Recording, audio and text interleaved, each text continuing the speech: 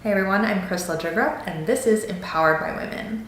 In August of 2021, I launched Book of Bijou, which is a line of chic and innovative jewelry storage.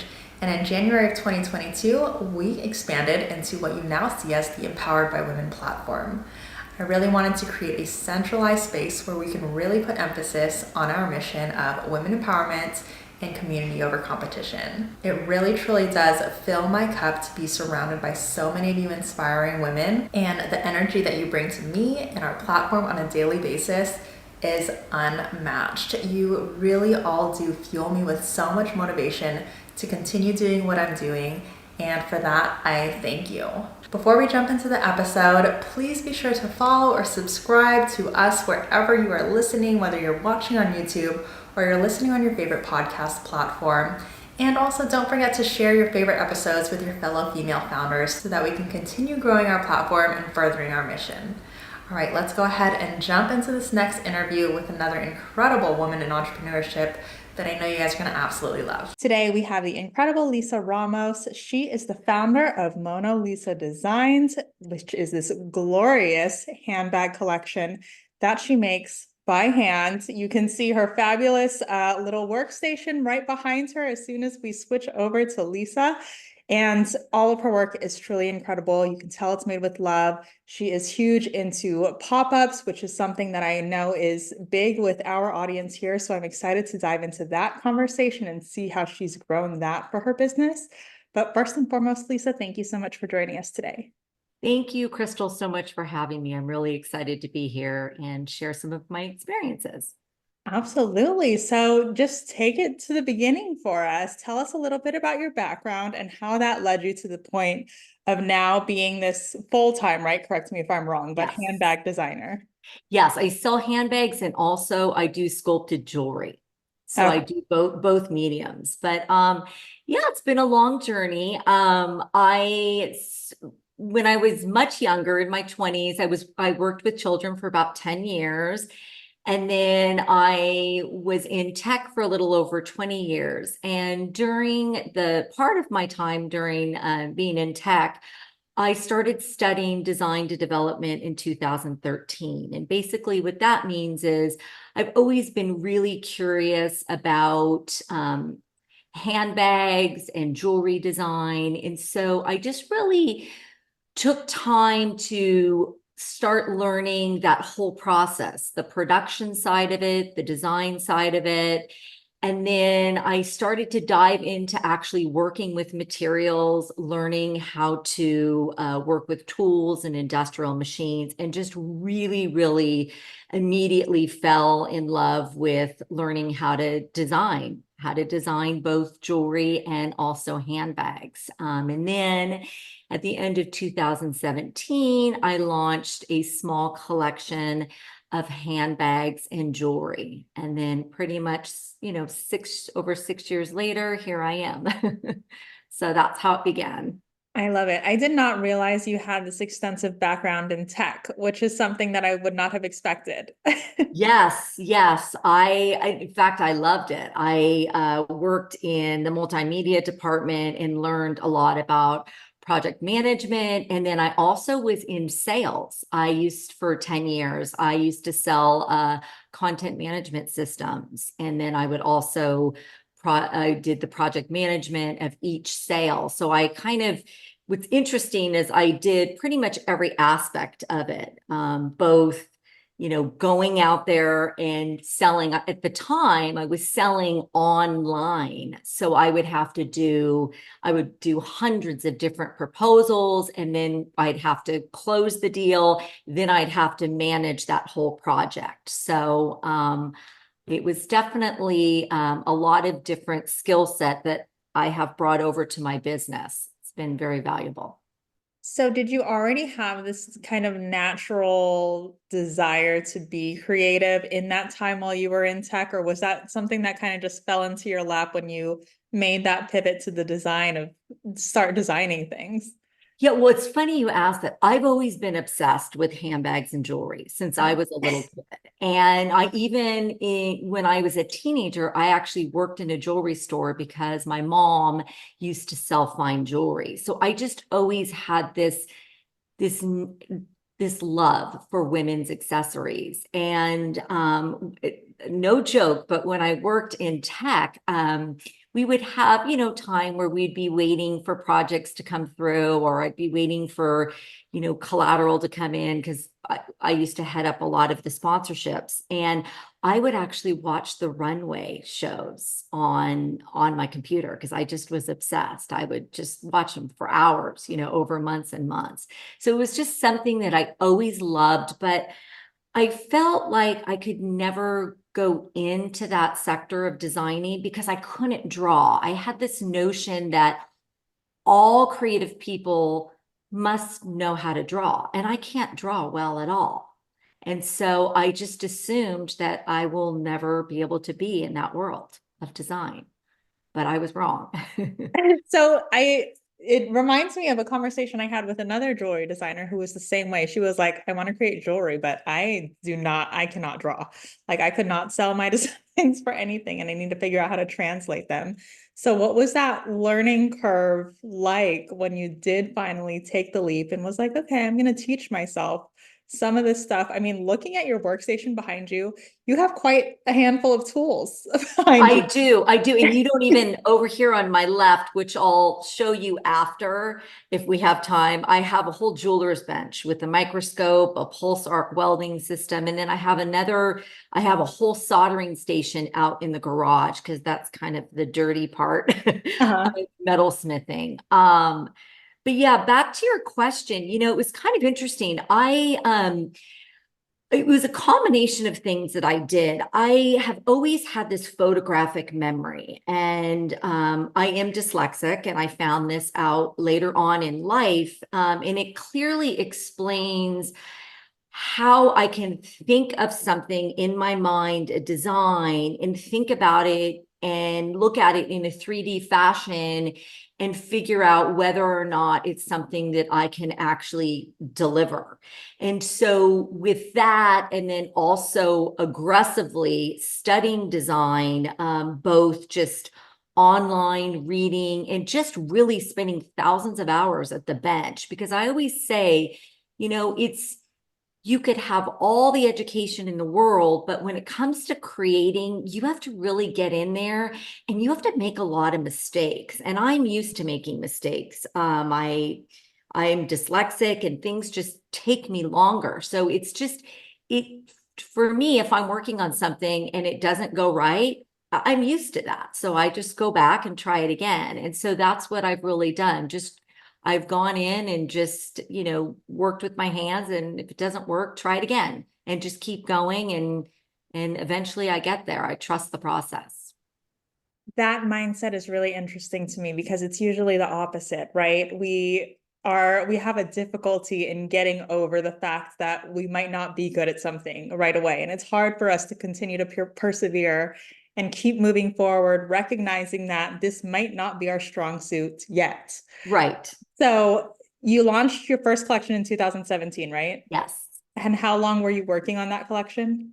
Well, when I started studying design in 2013, so that is quite some time. Now, I mean, that particular collection that I actually launched, I worked on probably for about 8 months, but I had years of spending time at the bench making things, and the things that I made in the beginning were a joke. They were hysterical, but I just thought, well, wait a minute, I know how I want it to look. I'm just going to keep going. And that's what I did. And so I think that answers your question. It does. Do you have any tips for people that don't have that kind of just knack to want to keep going and know that it's just going to be a messy process in the beginning? Especially speaking to like perfectionists that might be listening, right? Where it has to be exactly what I'm envisioning for this very first collection. What advice can you share with them? Yeah, I think nothing will ever be perfect. And I think that, if it's 80% perfect, that's pretty good.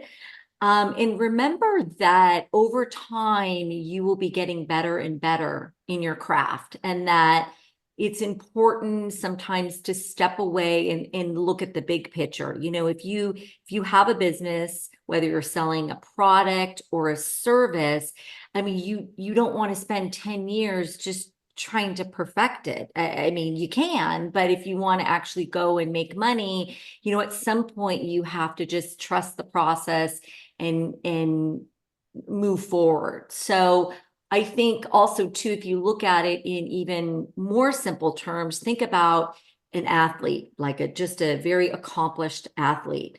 Well, it's taken them years and years and years, but they're training every day and they're getting better and better. So if you think about it just from that simple standpoint, I think that can help you jumpstart into getting out there and saying, okay, this is good enough. I'm gonna move forward. Yeah, that's incredible. So obviously it's been a handful of years since your first collection launched. Yes. I'm sure there have been so many learning lessons down the line from the Yes. tools and the processes and even just like navigating the business side of things. So what Yes. have been some of your biggest obstacles in growing your business? My biggest obstacles, a few things. So I having that sales background, I knew that I had to really create opportunities for sales. So I knew for me, I was going to go out there and do shows. I just felt this strong pull because I've sold things online before when I was in tech, and it's very hard. And I just felt like, okay, I'm going to go out there and I'm going to do the shows. So I started doing shows, and the obstacles early on were flushing through and figuring out who my target audience is and refining my body of work where it meets the needs of me as an artist, but also resonates with my market. So that took me time to do. And that was a huge learning curve. But the greatest thing about that was that I just did a lot of different shows. I interacted with a lot of potential customers, new customers, and just really watched and listened. And the more that I did that, I got the answers. And so I could go back and say, okay, I really like this piece that I've done, but I keep hearing that on the handbag, they want an adjustable strap. So I need to go back and figure out how to do that. And so that's what I really stopped and listened and took stock. And then, as I say, I collected that data and then went back and refined. And that's something that I'm doing on a I'm continuously doing. So yeah, that's what I did. And then also the other thing is just being more accepting to rejection, because the bottom line is this: when you're an artist and you're selling or you're an entrepreneur, get ready for rejection, because that is a huge part of it. And if you can develop skills that will help you manage that, it'll make your life a lot easier. And also realize that that's just part of the territory. Don't take it personally. So Yes. Oh my gosh, 100% not to take it personally. And you also have to look at the big picture of things too, right? yes, Because even though it might be no in that moment, it's not a no forever, right? It's not like you correct. completely lost that person. They might refer you to someone who is more in your audience, or they might keep you in the back of their minds and then be like, you Yes. know what, I'm ready to make that purchase. Okay, I know you're all well invested into this episode so far, but I wanted to just take a quick moment to tell you all about Cast Magic, because this tool has been a lifesaver for me and the Empowered by Women podcast. And we don't like to gatekeep around here, okay? So if you also have a podcast, a YouTube channel, or really produce any kind of long form content, you really need to introduce Cast Magic into your life if you haven't already. It used to take me forever to find specific clips, create captions and titles and descriptions, and all the things that come with running a podcast, but Cast Magic has made that 10 times easier for me. And as a mom with a very busy schedule, I am all about simplifying and streamlining my to-do list. So seriously, save yourself some time and even multiply your usable content and download it ASAP. The link will be included in the show notes, but let's go ahead and get back to this awesome interview. Yes, I've had And I've told this story before. I had this one lady, she would always come with her friend. She would come into my booth probably, oh, I don't know, 10, 15 times. Well, guess what? One time she came in and her and her friend bought something. Now it took 3 years, but it eventually happened. And so I think, you just have to trust the process. You're going to get people that buy right away, some people that don't, and then some people that do. And the more that you expose yourself, the better opportunity you're going to have to make a sale. Absolutely. So I did want to mention that you already kind of dove into it a little bit, but you did have this sales background, and I wanted to see how that really translated from what you were doing with your tech company to what you're doing now with your handbag and jewelry line. So is it more, it seems like it's more of a personal choice to want to go out and keep doing these markets on a regular basis versus focusing your energy on the online front. Okay, yeah, and take what I say with I don't want to say grain of salt, but I'm basing it off of all of the experiences I've had. Right. I worked when I was in tech. I actually worked for someone who he'd sell over $1 million a year online, and I ran certain departments for his company. We did everything online, but from that experience, what I learned is that in order for this person to make all that money, they were spending $15,000 or $20,000 a month on advertising. So I knew from that and other job experiences that for me to make a living as an artist, I was going to have to go out and do sales because I didn't want to spend 5, 10, 15, $20,000 a month on ads. And I also know that markets are so saturated. So I thought to myself, you know what? It just is, if I were to gamble on this, I'm going to have a higher probability of making a living going out there and selling. I'm not going to want a storefront because that's a huge commitment, but I'm going to create my own pop-up storefronts by doing shows. And so that's where that mentality came from about doing shows versus online. Because I do have a nice storefront. I built it myself. But let me tell you, now it used to be 95%. Now it's about 97% of my sales are in person, and maybe 2 or 3% is online. And it's getting less and less. So to me, that's very telling. And usually the online purchases are existing customers. Do you feel like you've changed the way that you're kind of funneling people to your online storefront, or the effort that you're putting into marketing that has also shifted that change? Or have you been kind of keeping the same routine of going to these markets and you've just naturally seen that tip in the scales of it's where the pop-ups are where it's at for you? I think for me, I still dabble into marketing my online. I do. I do social media, and I also do my monthly newsletter, which I'm going to talk about at Yes. some point because that's been a huge success that anybody can do for free.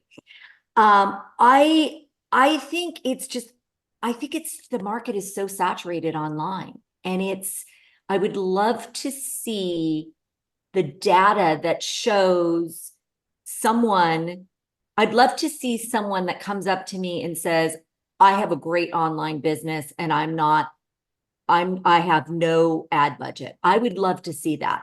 I'd be really curious because I think it's very difficult to do. Yeah.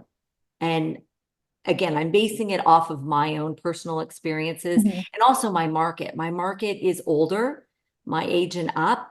And they do value that one-on-one customer interaction, that styling experience. They like that. So I think that answers your question. I think. Yeah. So when you first started doing your pop-ups, did you already have that ideal customer in mind with this older demographic that likes to shop in person? You already kind of knew that was probably going to be your key demographic and your ideal client?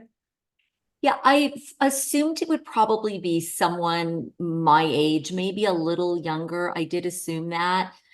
because it does come down to what type of spending power does your customer need? So if I'm a fine art, if I do fine art and my paintings are 5,000, then I know my customer is not going to be someone who is just got out of college or just is starting their career. So I kind of knew it was probably going to fall in between that, but I still needed to go out and test the market. I still do have some people that are younger that my designs will, they will like my designs, but it just depends. Mhm. Yeah. And then how have you been finding all of your different markets? Because, we get the opportunity to network with this small group of women that are Yes. very much in this, the pop-up community and very present in that. And you have this whole list of markets that Yes. you regularly attend, which I'm assuming it took a while to build that. And these ones are so great for me. These ones are not great for me. And this is Yes. not something that I would suggest. So what tips do you have in terms of finding the right markets for you, for someone that might just be starting out and it feels a little daunting? Because kind of like the ROI of doing an ad online, right? The ROI of that vendor fee, that booth fee, Yes. and are they going to make those sales? What kind of advice do you have to start picking and choosing where you should be showing up? Sure. Well, you have to pay to play. That's the bottom line. You're going to have to pay to get into shows, and there's a reason you're probably paying for it. I mean, the event planner has to make money, and also they're advertising it. A lot of them are helping bring in that audience. So what I suggest doing is, because when you first start doing shows, you're probably not going to know much. You're probably not going to know about equipment, booth setup, curating. Doing shows will help you develop and refine the look and feel of your pop-up storefront. So you just need to go out and try it in different areas. Start with the small ones first. Start with the small ones. That's what I did. I did small, little, when I say little, I did markets, small markets. That was not for me. And I'm glad that I branched out into larger markets, but I started there. I learned, I listened, I interacted with people, and then I went on to larger ones meaning the festivals where maybe there's 300 vendors and the fees are hard, the entry fees are more, but you're getting a lot more traffic, you're getting a lot more people. And I just kept trying different ones, and I was open-minded, and I knew that over time it was going to pay off. And I've done over 160 shows, and I can tell you the first several that I did, they were not great. And I just kept going. There were shows where I didn't sell anything and I had to go on to the next one. And I'm so glad that I did, because if I had just given up, then I wouldn't be where I am today. So I say just keep at it, explore, and be open-minded, and just be patient. It will take time. And also, too, the other huge thing is, just because your neighbor had a great show up in Napa doesn't mean that it's going to be a great show for you, because your market may be different than their market. So it's really important to just have these experiences. I mean, listen to people. You want to take in their information, but you do have to experience these yourself, the shows. I'm curious if you have kind of like a rough like timeline of how long you give a market, a new one that you might be testing out, Sure. right? Especially because with these, it's kind of hit and miss. Sometimes there's a great turnout, hundreds of people come. Sometimes it was just an off day, nobody wanted to come, nobody wanted Right. to buy. So how often would you give it another chance before you're like, okay, I'm pretty sure this market is not for me? Well, it obviously probably depends on the cost too. I mean, if there are some when I say markets, there are some festivals, the booth fee could be $700 or $1,000. So I would say on the smaller markets, I would try them a couple of times unless you know that it is definitely not your market reach. Like for me, I'll give you an example. I don't do a lot of the smaller markets because I find that my particular market is less likely to go there. They go usually to the larger markets or festivals, or they like the indoor festivals. So for me, I know if I'm going to do a like a small market, that I'm probably not going to make that much, but maybe I want to go and try. So I think I approach it that way. Yeah, I love all the data that you're pulling from each of these markets. And whether you're making sales or you're not, everything is kind of like a learning opportunity for how can I approach it differently next time. Yes. So you kind of alluded to it earlier with your newsletter. How are you retaining all of these customers and really nurturing those relationships after the fact with all of these fabulous people that you're meeting and are showing interest in your designs? Sure. No, I'm really excited to talk about the newsletter because, like I said, anybody can do this. So, what I do, and I've been doing this since day one, is if you purchase something from me, then you're added on my newsletter. And if you opt out, you can opt out. And then if I meet you at a show and I feel like there's an interest, I'll ask if you want to be on my newsletter. And a lot of times they do. So what I do is I take these emails and I actually use MailChimp, and I only send a newsletter once a month, never more than that, because you don't want to annoy people. I don't like getting these emails every week. I get stressed. So I only send it once a month. And in my newsletter, I have a listing of my shows. I tell them the shows that are coming up and then future shows. I also go behind the scenes of me actually creating so they can see more of the personal side. And then I will promote some pieces that I'm doing. And that's it. And I cannot tell you now that I've been in business and it's going over 6 years, it's amazing. I have people that will come up to me at a show and they'll be like, I got your newsletter. That's why I'm here. I want to check out your new earrings.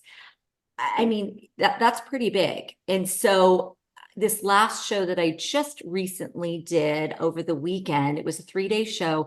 I would say over 60% of my sales were return customers, That's and amazing. they got my newsletter, Yeah, that is amazing. and they bought.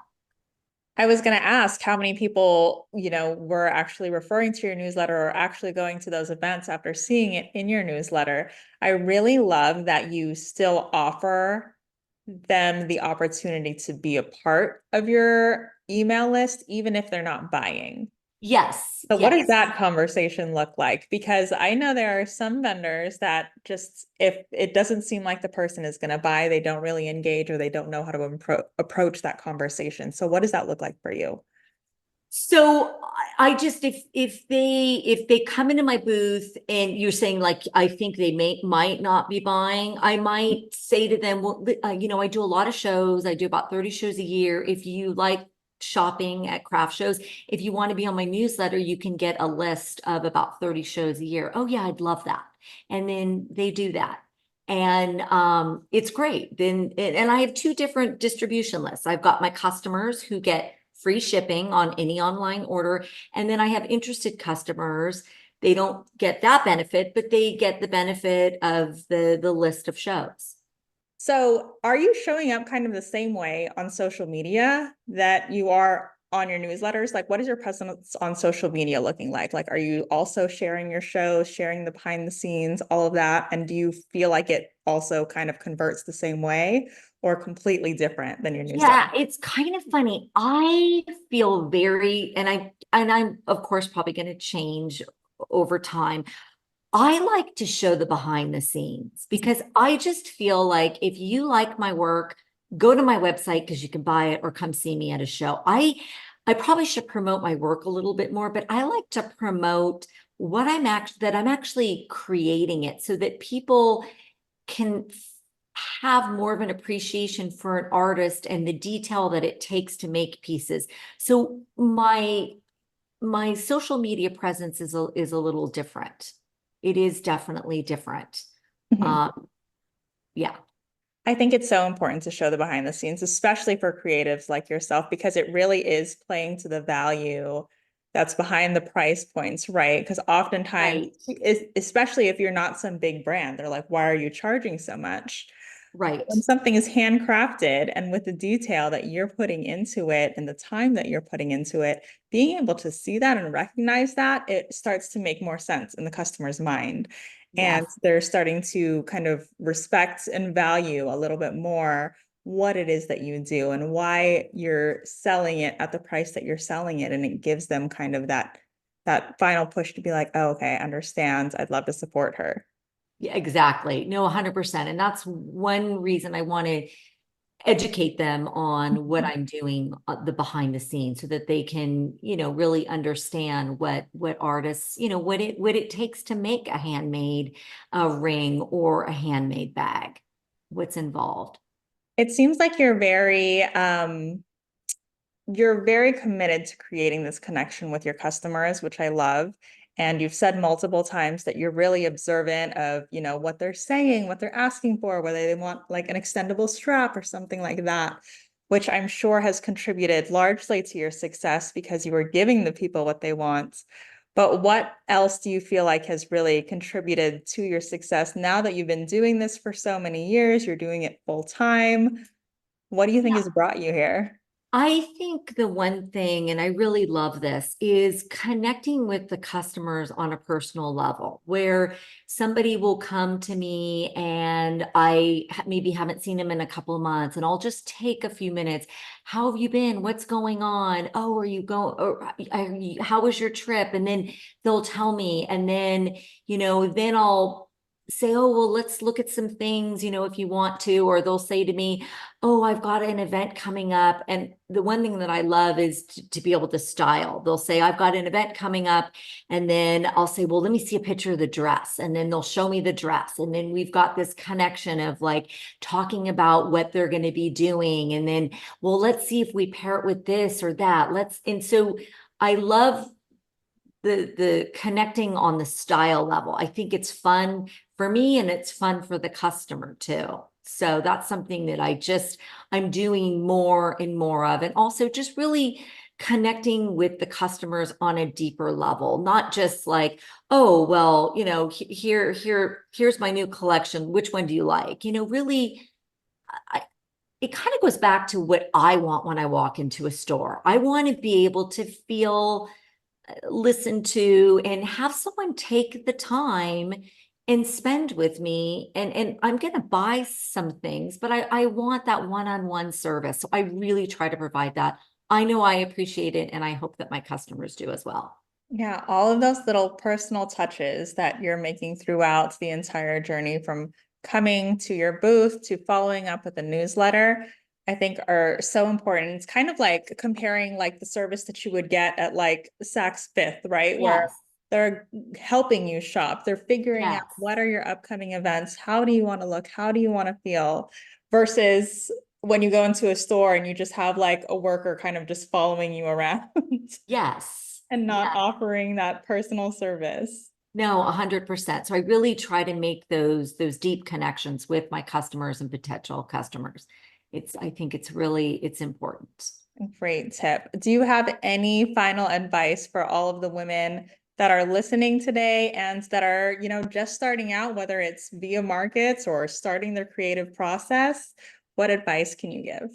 I think you just have to be patient, and you have to be patient, disciplined, and persistent. I mean, it takes time. It takes a lot of time, a lot of hard work. And I feel like there really isn't any shortcuts. There isn't. If selling online works for you, that's awesome. You're still going to have to put in a lot of time, focusing on that. If shows work for you, great, you focus on that. But it just takes a lot of time, and trust the process. You'll get there. So important. I love that so much because a lot of times the advice that people give is just start. But then the problem is people start and then they don't keep going Yeah. because they don't have the patience or the discipline or the persistence. But that is in the end what's going to bring you the success that you're looking for and that you are fully capable of achieving. 100%. What you put in, you receive back. You Absolutely. do 100%. Lisa, you have been amazing. Where can Thank you so everyone much. connect with you and find your beautiful collection? So you can go to my website. It's it's M-O, there it's O. People sometimes use the A. So it's monolisadesigns.com. And then you can also find me at Mona Lisa Designs on TikTok and also Instagram and Facebook. Perfect. And of course, those will all be linked in the show notes. But again, thank you, Lisa, so much for joining us today. You've been an absolute joy. I've loved getting to know more of your story. So thank you. Thank you for having me, Crystal, so much. Thank you. Another incredible interview with yet another inspiring woman in entrepreneurship. I hope you guys loved that episode just as much as I did.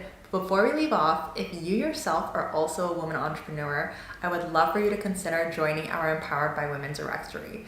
We're looking for women-owned product and service-based businesses in the US to help us build the go-to place for our communities to find local women to shop with and connect with, and we'd love for you to be a part of it. All of the details can be found on www.empoweredbywomen.com/apply-directory. Of course, that's going to be linked in the show notes below, and you're also welcome to reach out to me anytime if you have any questions. But other than that, thank you again so much for joining us, and I will see you in the next episode.